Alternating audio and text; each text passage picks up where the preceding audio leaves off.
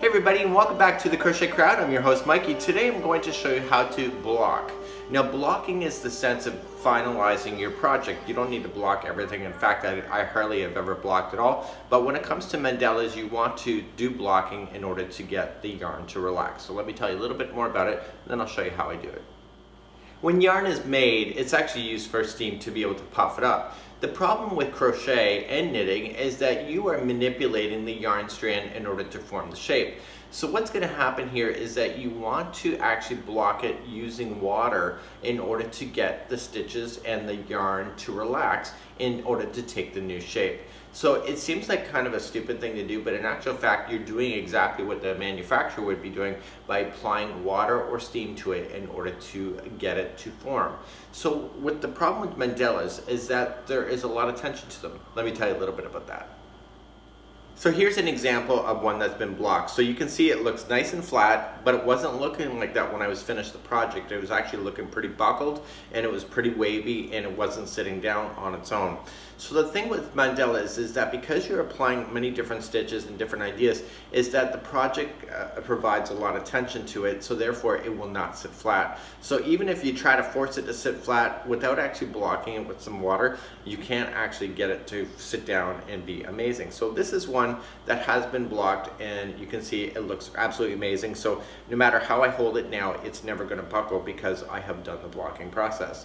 So I'm going to take you to my kitchen sink and then show you how I block. And of course, you may have your own way, but this is how I do it for myself.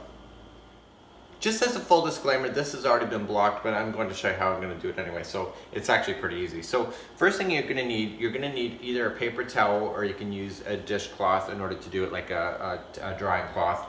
And then you're just going to use a little bit of water. The goal is not to soak the project. The goal is just to get it a little bit damp. And the goal is not to wring it out. So all you're just going to do is that you're just going to run the tap just slightly like so, and just go boom, boom, boom, boom. And I'm kind of rotating it in my hands, so I don't want it to get it completely soaked. Okay? So it's now wet. So it's not completely soaked. It's dripping a little bit of water. Do not wring it out. Oh, no. So what I just do is I just kind of compress it, like so, to get out any excess water if it's too wet, but you shouldn't have any water falling out of it. The next thing you want to do is that you want to go to your paper towel, because that is going to be where you're going to block it down on top of that. So let's take you there next. So the next thing you want to do is that you want to take your mandala here, and you want to look for the right side up in order to make it play properly. So I can clearly see that. So what I can do is that I'm going to lay it down onto the paper towel, like so, and then I'm going to start just kind of stretching it out a little bit. Even if it falls off the paper towel, I'm not too worried about it. But what you want to just do is you want to just start and get it to pull out. Now some people use like those rubber pads, and then they pin it down. You can do that if you wish. I find with myself, I've never really had to do that unless I'm doing anything like I'm stiffening a project. So I'm just grabbing the outsides, just kind of making it look as completely round as possible.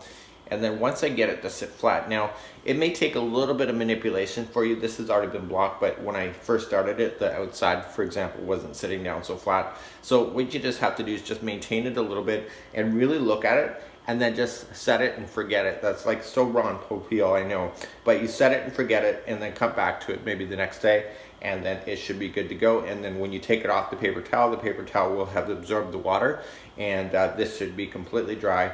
And that's how I would block if that was me. So now that I've showed you how I block, you know, there's other great mandalas like so that you can see that there's layers, and these layers create tension, which makes it not want to sit down on its own. So blocking is really quite a necessary evil. A lot of things that I've done, scarves and whatever, I don't block. What I do though, for apparel and clothing, if I want the yarn to relax in order to take the shape, I take a steamer and I steam the project on a hanger, or I use a mannequin in my case, and I just lay it over top, and then I steam it and get the yarn to relax. The difference of yarn that is applied with steam versus after you're done a project is absolutely remarkable, and I'll show you a photo of that right now. I've done Pinky Boots, and I did her hair, and when I did her hair, you will see the drastic difference of actually applying steam in order to get the yarn to relax and take the shape that I needed to take. So that's how I block here, and these are perfect ideas for doing mandalas just like so. So I see you again real soon. Bye-bye.